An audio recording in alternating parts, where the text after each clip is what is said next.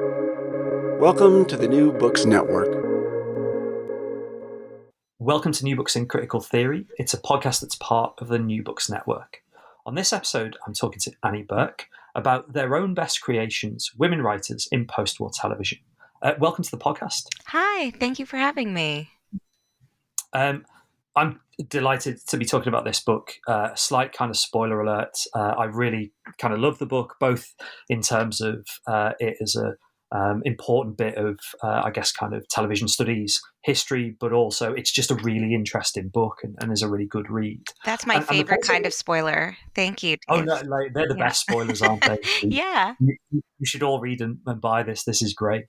But I suppose the place to start is with a kind of slightly sort of odd question, because it seems really obvious that, of course, someone would be motivated to write a book about women TV writers, particularly in that kind of golden age of American TV. But what kind of got you going? What sort of inspired you to work on this subject? I mean, it depends how far back you want to go. If you look at a picture of me and my chosen eyewear, I don't think you'll be surprised to hear that I grew up watching Tina Fey on Saturday Night Live. And she was, the weekend update host, but before that, she was the writer. And that was sort of part of her persona on the show, was this kind of snarky, bespectacled brunette who was a writer who had, gotten the opportunity / was deigning to go on camera to do the, to perform her words, to perform her scripted comedy. And I think that was pretty formative for me. At least I suspected it was. And then I not so long ago found an old fan letter that I wrote and never sent. So I think it was even more important than I even anticipated. So just from a young age, I was interested in women writers because I was a young woman, and I wanted to write. And I think that the 50s piece was also sort of from a young age, watching old TCM movies, watching classic films with my parents, with my family.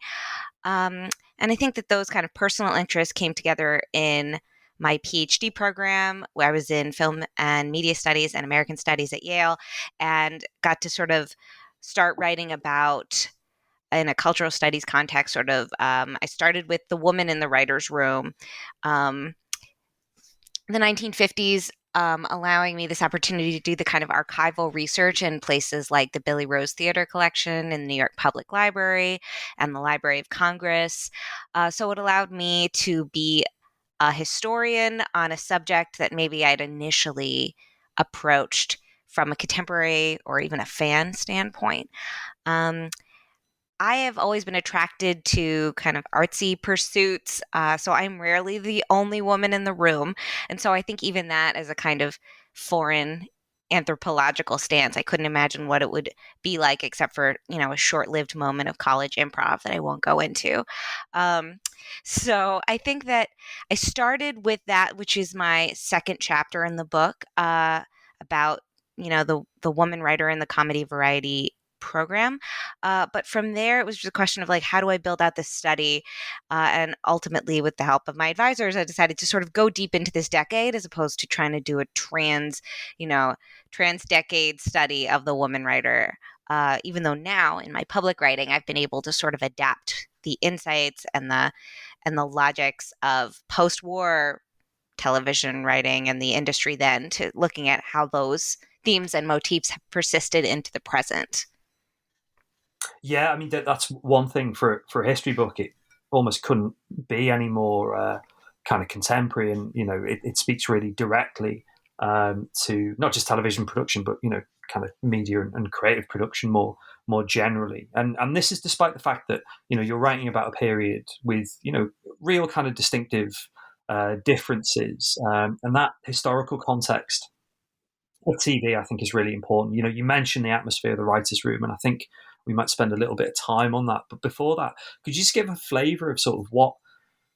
I mean, this is such a big question, isn't it? Like, what was America like in the post-war period?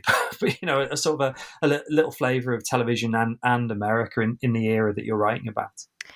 Absolutely. So some of the more maybe big picture things to think about that intersect with my study is sort of the post-war consumerist boom, this kind of emphasis on the wealth and the sort of suburban aspirations of the white middle class family in the years following World War II.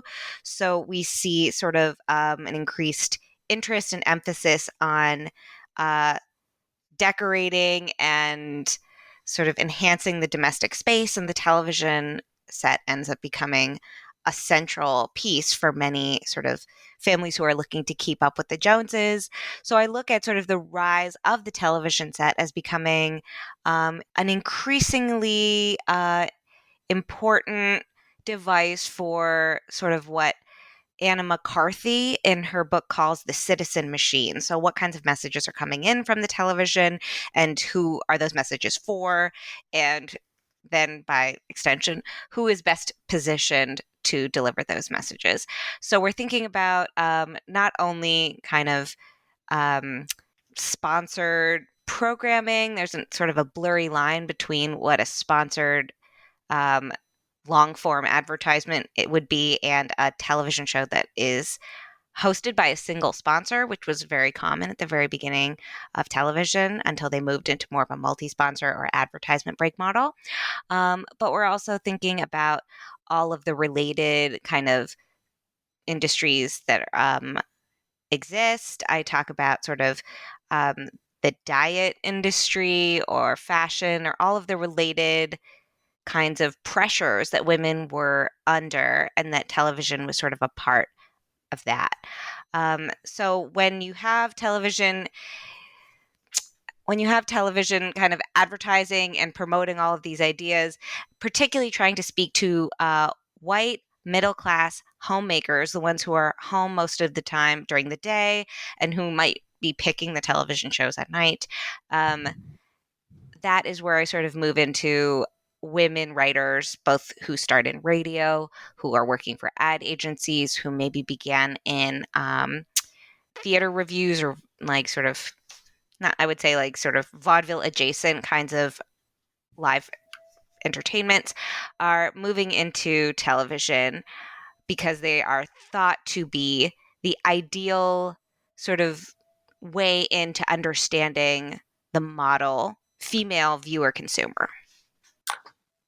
And they move into it's fascinating this actually, because I was going to say a highly kind of masculinized profession, but actually one of the things the book does is tries to kind of say, well, actually there's a bit of a history of how television almost became television. And I suppose that the story of that is, on the one hand, the kind of story of things like the writers' room, which I suppose we're maybe familiar with, or at least have particular visions of through, in some ways, kind of contemporary media representations, both 30 Rock and then broader media representations of the period. But also, you try and do it through an individual story. And Lucille Callan, I think is Callan, how you yeah. pronounce it. Her story actually is really great as a way of illustrating both the construction of television writing as a masculine activity, but also the kind of importance of individuals who I suppose have almost been kind of forgotten or put aside as disruptors of that story. Yeah, I would say that's very much the case. Part of the arc of the book is trying to figure out how and why the television writer became a gendered profession. I would say a raced profession, but from its very beginnings, it was overwhelmingly for white writers. There was like a more robust Black radio tradition than there would be in television. There was also a more robust women's voices on radio. I would say like trump that in television. And in a certain way, the reason why television at its beginnings had such a space for women, I think, is partially because of radio, and because television industry was based in New York, like radio, unlike when it would later move to California. But Lucille Kalin, who was the woman writer in a show called Your Show of Shows, is probably one of the lesser known um, Writers' Room alums of that program. The more famous ones would include Carl Reiner, who would go on to create the Dick Van Dyke Show, and Mel Brooks, of course. The star of Your Show of Shows was Sid Caesar, who I think anyone from who is interested in 1950s television would certainly know him. But this was his main vehicle, though he would go on to do more shows and films. It was a very masculine, very Jewish, very sort of chaotic space, and Lucille Kalin was the woman in the room, which meant that she got sort of stuck, or I would say potentially was rewarded with the opportunity to be the scribe. So she was the typist. And so sometimes she felt as though the men treated her like a secretary. There's a sort of an apocryphal story about Mel Brooks when they worked together on a different show, telling her, "You don't tell me what's funny, you just type." But she also said that her place behind the typewriter allowed her the opportunity to be the decider, to make the executive choice whether or not to include what one of the men in the room would shout out. She also worked very closely with the head writer of the show named Mel Tolkien, and together they would write the Hickenloopers sketches for this show that included a lot of recurring sketches. It was sort of like, I don't want to say it was like Saturday Night Live, because it was much more star-centered. It was a vehicle for Sid Caesar and the leading lady, Imogene Coca, with whom Lucille Kalin also had an intimate creative collaboration. But it also would have music and dance numbers. So they had a recurring sketch called the Hickenloopers, which allowed the two stars to play sort of a wacky married couple, anticipating and sort of echoing, I think, a lot of the sort of early television representations of marriage. But this was one in which the husband and wife were very equal. They were equally smart and equally silly, I would say.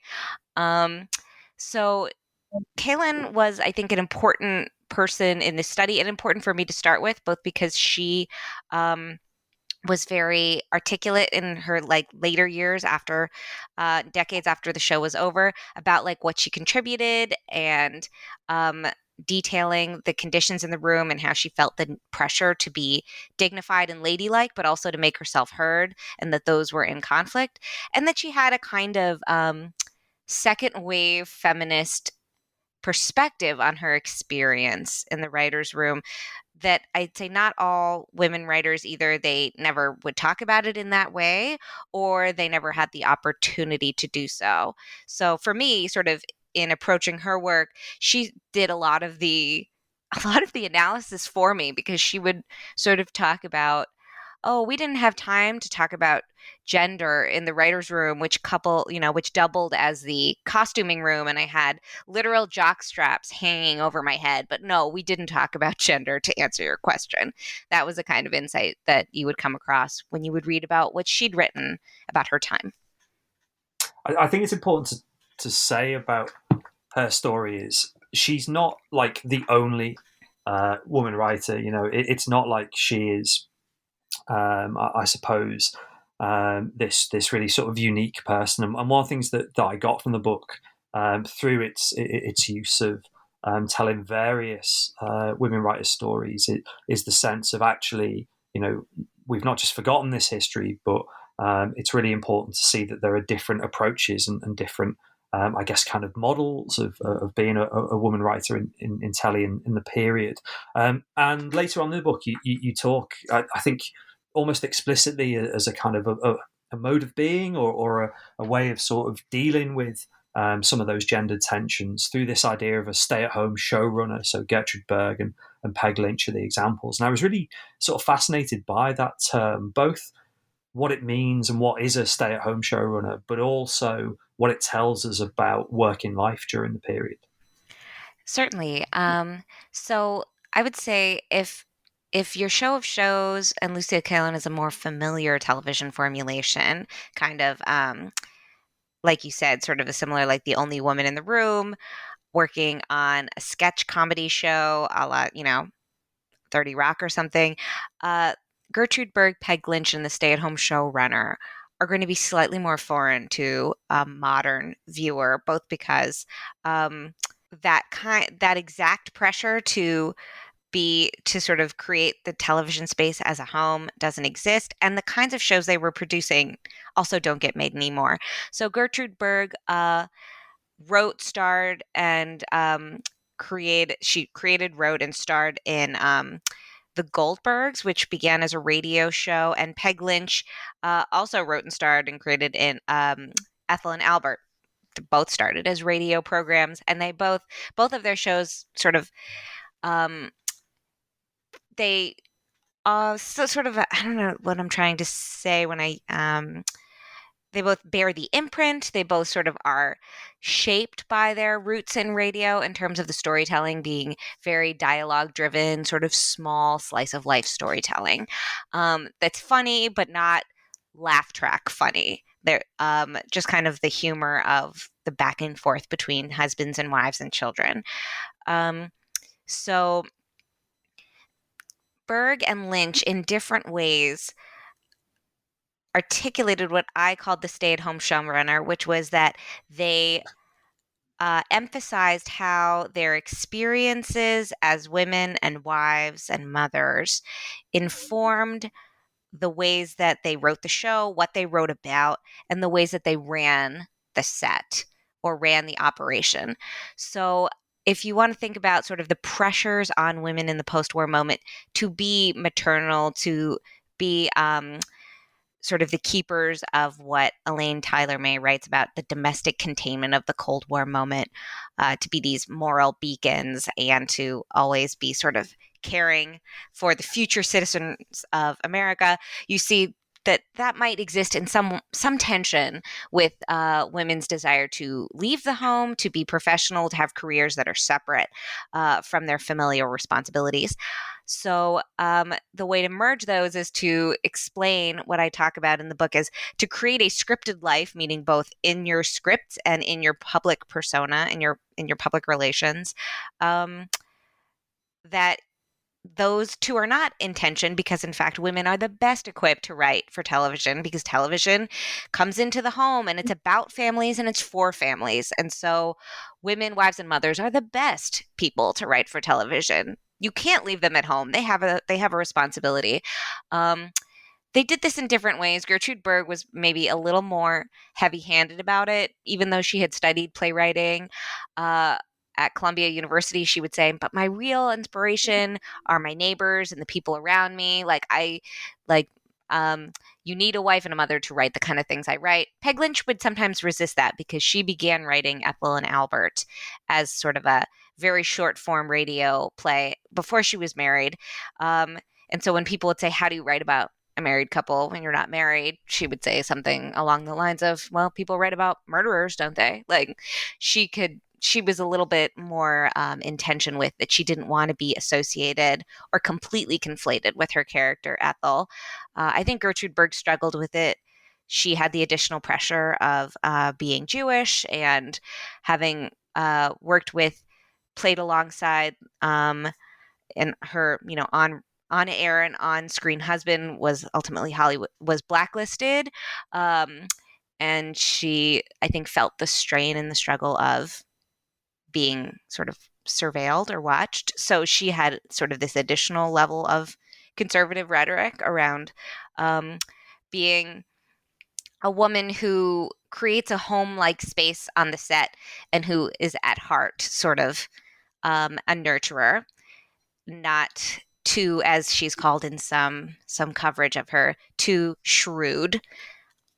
So I think that's the stay-at-home showrunner term is a way that I was trying to reconcile how they put their domestic identity first and used it, kind of leveraged it so that they could be pretty ambitious professionals. I would say both Berg and Lynch were they were writing their shows, they were keeping creative control over them, publishing their teleplays with to be sold. They were like pretty entrepreneurial, to use John Krasinski's term about men like Patty Chayefsky, Reginald Rose, and other post-war television writers. These women were also entrepreneurial and thinking about multiple ways to make money and to bring visibility to their brand without looking like they were being too pushy or masculine about it. Yeah, I mean, that tension, not just the kind of gender boundaries that they were constrained by, but also the tension between the kind of public and private comes through in Erna Phillips' story, which is the kind of middle of the book. And it's interesting how these stories all take place with their kind of differences, but also their similarities in the context of a really big change in television as a kind of production system, I guess, in the kind of political economy of television, and a big geographic change. And I'm really interested in what kind of impact the shift from New York City to Hollywood and the rise of almost a kind of a new television industry had, not just for the people we've been discussing, but maybe kind of more generally for women writers. I know you talk about the rise of new professions like being a story editor, that sort of former secretarial role is both challenged and in some ways reinforced as well. And I'm very interested in the impact of that geographic shift. Absolutely. Well, you mentioned Erna Phillips, and she's sort of an odd case because she was really based out of Chicago, which was kind of a micro television industry. It was not New York or Los Angeles. And I think her career somewhat stalled in that sort of early 1950s moment because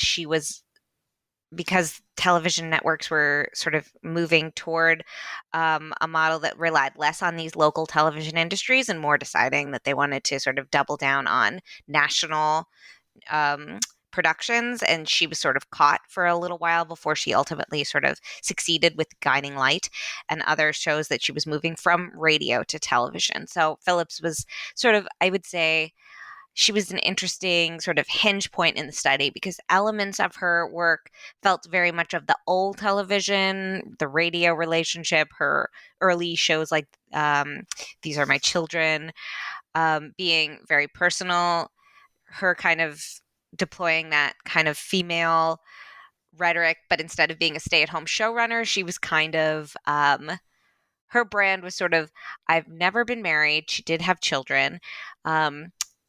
She adopted children, but she would talk about how she was sort of a failure at love and her inability to maintain a relationship with a man would be like television's gain. Like, I'm a little bit apart from all of it, and so that makes me a better observer of all of this for the soaps. So in one way, she seems like of television's past, but she's moving towards television's future because she's a little bit she's sort of becoming an industry herself, having a lot of writers write for her. They talk about the soap opera mills. So you're seeing this like increasing, this move away from a kind of like personal artisan, like making of television into something that's more capitalized and more streamlined and more part of a bigger industry as television is moving from New York and radio and relocating to Hollywood and being absorbed into the film studio apparatus. Now, around 1948, with the Paramount decision, film studios are being required by the government to divest themselves of their theater chains because the control that film studios had from production through distribution was viewed as a violation of antitrust. You might say, but that's what networks do now. That's what studios do now. Well, I would urge you to Google that because those antitrust laws have been completely hollowed out in recent years in the United States. But at the time, this was seen as a monopoly. So as film studios had to get rid of their theater chains, they were put in a temporary freeze, meaning they were not allowed to buy anything like, for example, television networks. But once that freeze went up in the early 50s, film studios started to get into the independent television production game. So as television was moved to Los Angeles, to Hollywood, it gets absorbed into that machinery, which included a lot of hack writers who were willing to just sort of write the script. They, made good money, but they didn't necessarily have a lot of creative control.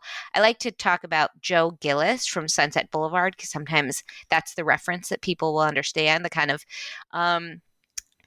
professional writer who will do his job, and he's kind of like William Holden, dead-eyed. That's sort of the cliche. Just like, do the job. This is not the precious stay-at-home showrunner mode anymore.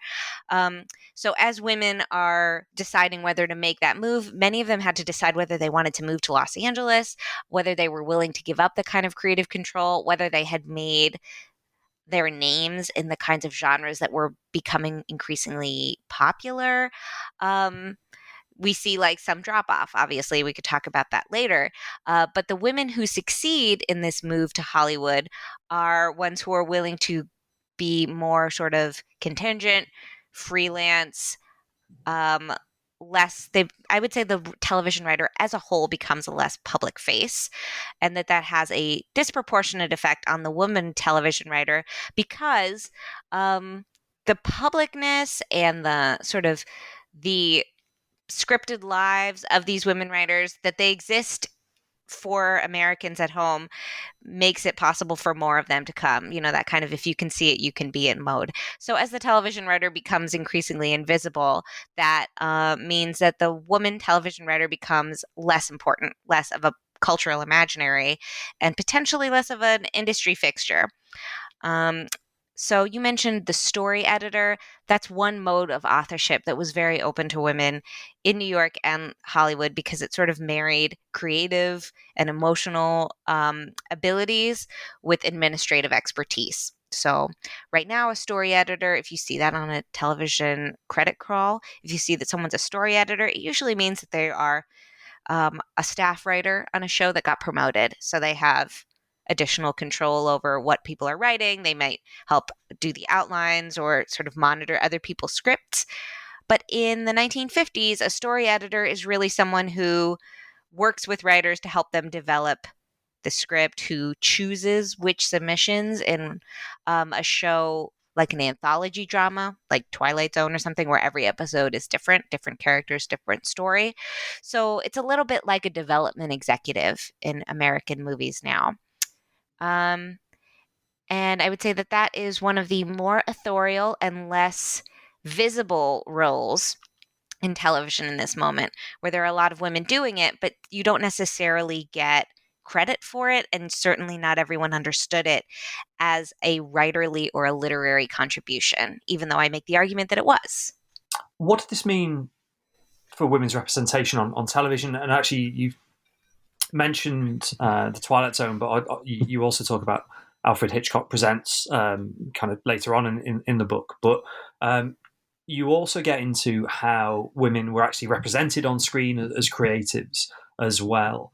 And what kind of women, I suppose, appeared on television from this new production system?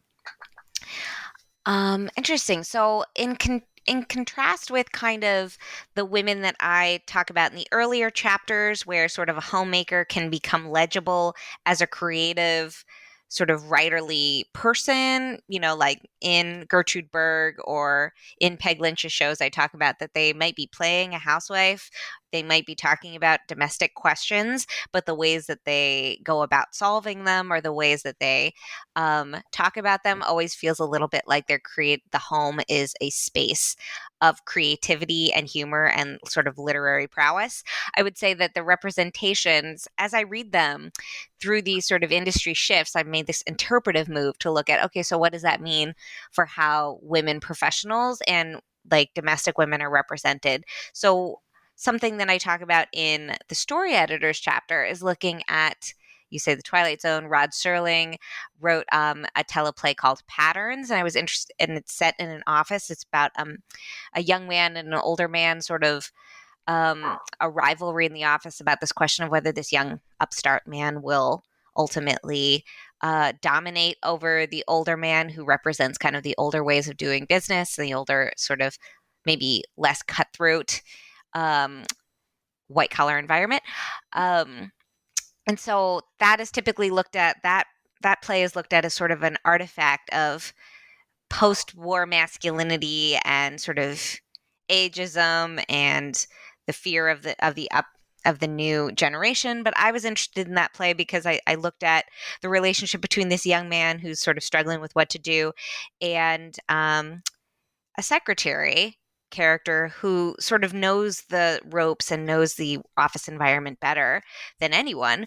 And I looked at that through the lens of Rod Serling's personal relationship with story editor for that particular anthology drama under which Patterns was released, Studio One, and looking at Florence Britton, who was a very well-known, probably one of the better known women story editors of that moment, and looking at sort of the ways in which women who were not getting the kind of credit behind the scenes often knew the industry as well as or better than anyone else.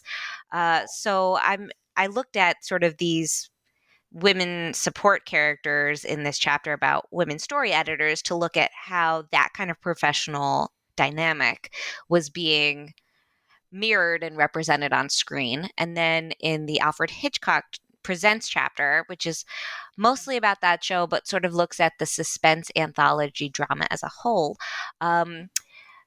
Instead of the sort of the crafty literary housewife of the earlier chapters, we have something that I call the literate heroine, which is that we have less of a kind of settled domestic character, but a woman who is constantly in danger and who uses her knowledge of the genre in which she lives, which is the suspense genre, to find her way out. So time and again in Alfred Hitchcock Presents, these scripts, often written by women writers, and the ones I look at are entirely written by women writers with the exception of one that I'll get to.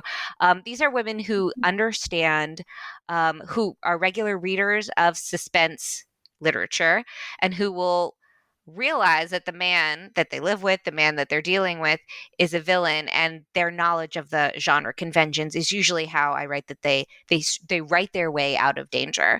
So there are different episodes in which women will sort of warn or express the danger they're in through writing a fictional story, or they act out, they reenact a literary moment of history, as in an episode of called Into Thin Air, where a woman sort of rips the wallpaper from the walls to reveal the conspiracy going on, a kind of reclamation of the story, The Yellow Wallpaper, but instead of her revealing that she's hysterical, it in fact reveals that she is more clear-eyed than anyone. So we see the sort of that type emerge, that sort of that female character on screen is emerging at the same time as women writers are being asked to make this transition from being the woman in the room, the woman who creates a home on the set, to ones who are being asked to be consummate professionals who know the business, who know the genres, and can just sort of crank it out. And so I think that those relationships between industry forms and cultural forms are really telling, both in terms of how the industry story is being played out for a public audience and what potentially women are taking from it as we move into sort of the early 1960s, and we're moving into sort of the rise of second wave feminism and how television has planted the seeds for that. Yeah, I mean, there's loads more questions actually I could ask you, but the thing that really kind of comes to mind from what you've just said, and this again is one of those tricky questions because it's really a summary of an entire book, is a kind of what happened next question. What's I suppose that the sort of the longer term story of these women who are at the core of the book.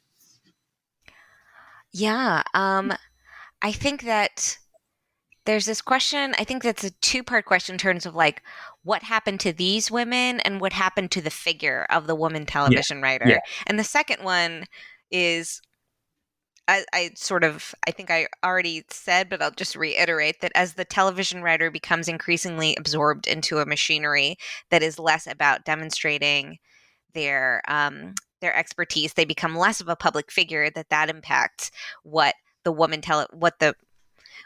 television writer means to the public and who we all think a television writer is.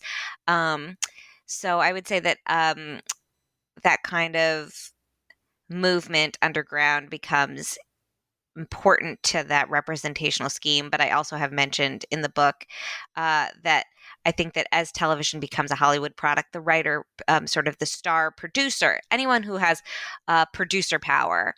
So either you're the star and the producer, like Elizabeth Montgomery, or late in the 1970s, Mary Tyler Moore, that women can sort of get more storytelling power that way than they can as hired writers, being staffed on a show or being a freelance writer, contributing to different shows. So there are opportunities for writers.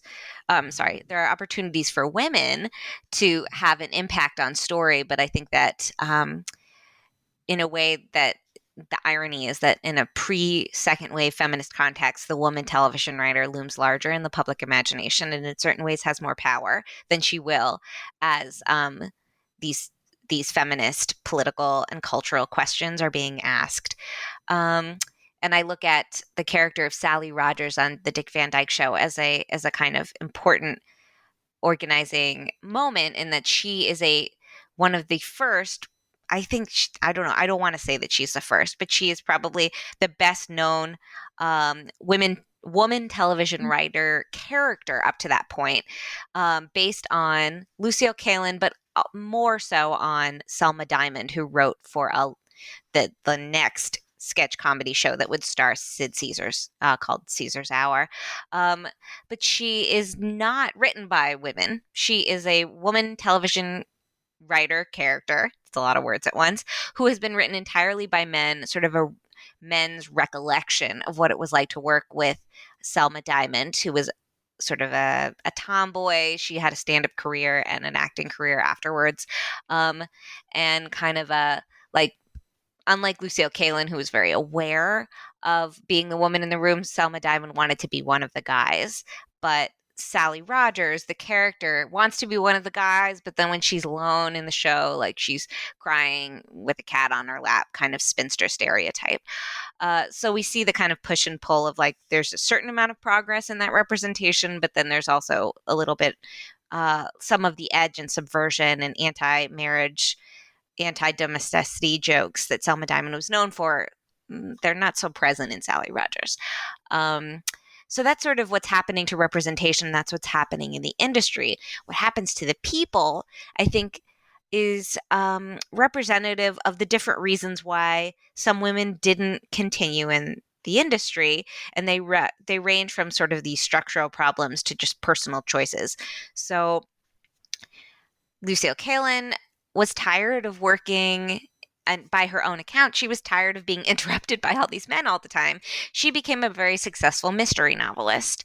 Peg Lynch was a wife and mother who didn't want to move to Los Angeles. She went back to doing radio. Gertrude Berg, unfortunately, died in the 1960s at sort of an earlier age. Then she died prematurely, I would say. She tried to stay in television for a little while, but it seemed like a show like The Goldbergs, a kind of slice of life, ethnic family serial, was just not where television was heading. She tried to, in the last season of The Goldbergs moved from their tenement building, their apartment building, to a suburban home, and retitled the show Molly, so you can sort of see the assimilation and the erasure of ethnicity happening there. But it didn't. But then the show was over, and she started a new show called Mrs. G Goes to College, which was basically like if her character of Molly Goldberg went to college. So it was kind of a weird combination of teen show and the Goldbergs, and it didn't work. It didn't find an audience.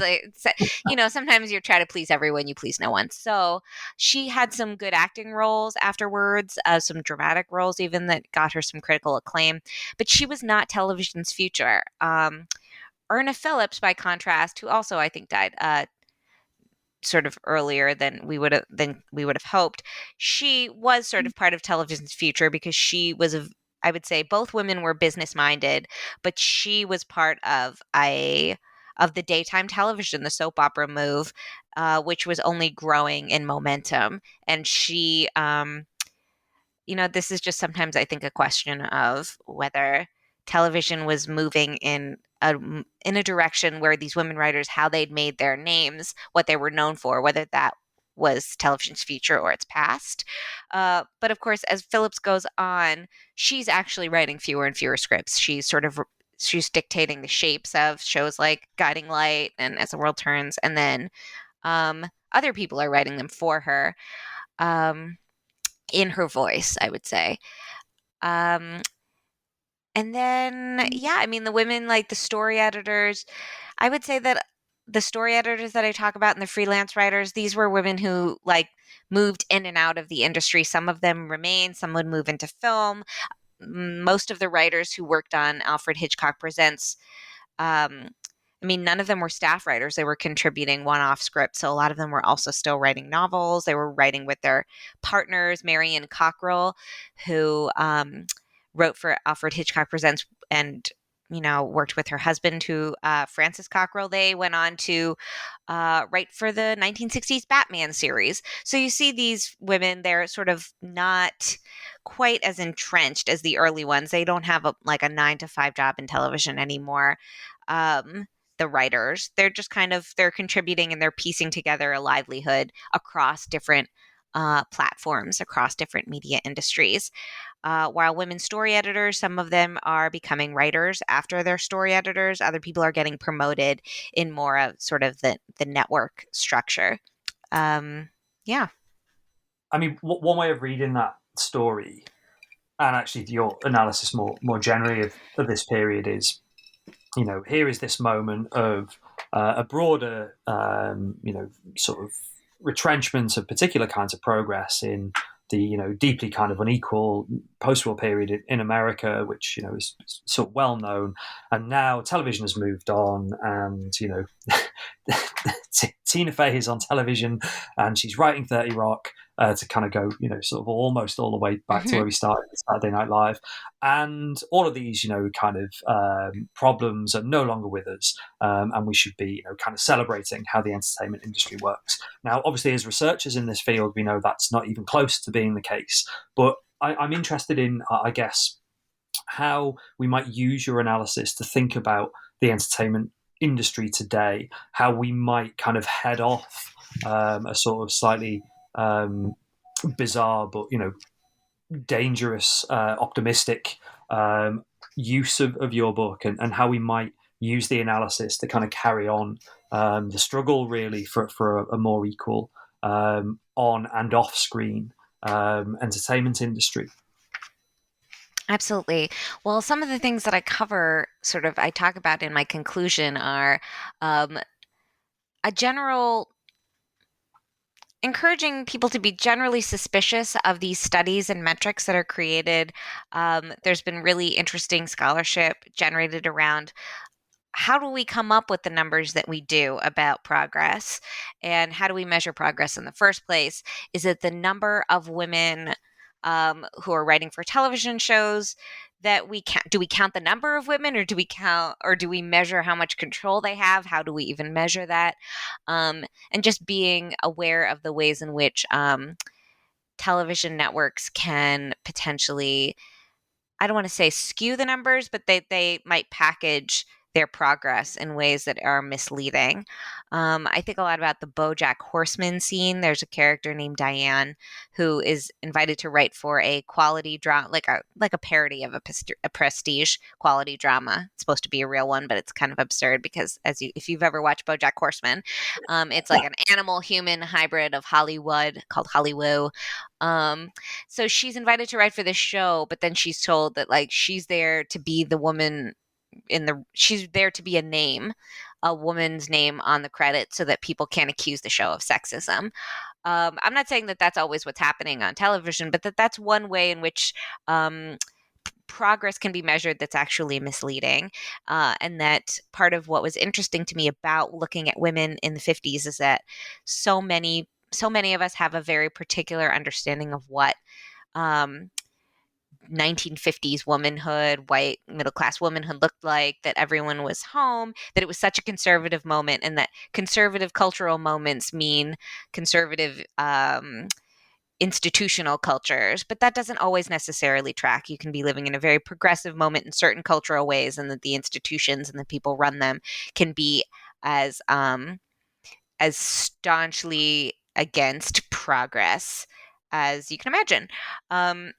So I look at that, and I'm really interested in this idea of what you call like resistant visibility. Is that like the idea that women are positioned on television to try to be both somehow representative of the network that they work on, Netflix or HBO or whatever, but also be to exist as a kind of figure of resistance, that I'm part of the network, and part of being part of this network is saying that I'm not part of the network, but also technically I am paid by the network.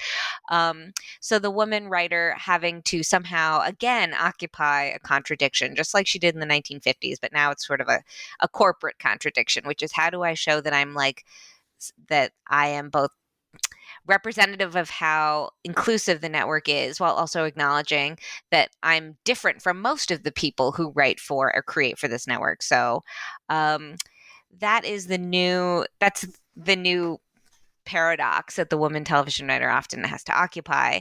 And I see some of the same kinds of rhetoric around that women are in this post Me Too context, this kind of women are different, women are nicer, women are not going to cause a kind of danger in the workplace, women are not going to, that I'm a mother first and I'm a writer second, that kind of talk still happens in contemporary media coverage, and the ways in which women showrunners and writers talk about their themselves for the American public. So I thought that was really interesting. And again, this is one of those things where it's like, not to say that anything that they're saying is not true about them, or to cast any doubt on how different women talk about their lives and experiences in the press, but together what that creates, and what kind of messages that promotes, particularly when you're looked at as a collective. How do women writers talk about their work and their lives now, and how much has it really changed in the 70 years since television began? I mean, it sounds like another book is needed. Oh dear. Who will write that one? Well, I was going to say, would you think another book on this subject? Have you got a completely different topic? Have you had quite enough of writing books? What are you going to be doing next? Well, I would not say that I've had quite enough of writing books, but I'm not currently working on a sequel to this book yet. I think that right now I would say that I'm interested in writing a lot for the public. I've been writing sort of spin-off and related materials about women in the media industries for outlets like the Washington Post and Literary Hub and the Los Angeles Review of Books, where I am the editor of the film section. So I'm continuing to do that, and I am currently completing an article manuscript about Paula Strasberg, who was the wife of Lee Strasberg, the first director of the Actors Studio. So again, I'm like many stories of women in the 50s. I somehow to be a woman trapped in the 50s again, because I find that subject really interesting. So I'm doing sort of a speculative historical account of Paula Strasberg, who was blacklisted. She was named by Elia Kazan when he gave names in the early 50s, in the early to mid 50s. And so I'm doing kind of what I'm calling a method reading of the untold story, an untellable story of Paula Strasberg. So it's a continuation in many ways of this project, and that a lot of the women writers of the 1950s are lost. So even though I focus on these women, in many ways, the reason I focus on them is because there is enough archival material to put together a story and to understand them as people and as artists. But there are so many names that I couldn't find enough of their work or enough about them to include them in the study. So I recognize that there is a story of women writing in this moment. And then I'm only telling one fraction of it. So I really hope that, however long it takes me to continue writing about this at a book length, I hope that other people will continue the journey, continue the work with me, because I think it's really important. And I think that their stories, their personal stories, and their stories they wrote really deserve to be brought to light.